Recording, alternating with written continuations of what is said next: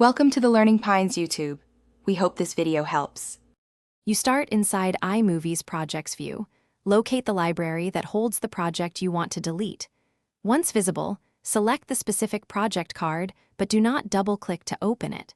Make sure iCloud Drive or external drives aren't mid-sync because that can block deletions. If the project is stored in an external library bundle, close iMovie and mount the drive first. Now you're ready to move from selection to deletion. Keep the library selected and proceed to the next step. With the project highlighted, press the Delete key or right-click and choose Move to Trash. This removes it from the library view.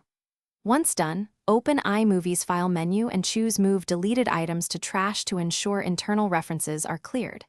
If the project lives in a library bundle, quit iMovie, Control-click the Imovie library in Finder, choose Show Package Contents, and delete the specific project folder.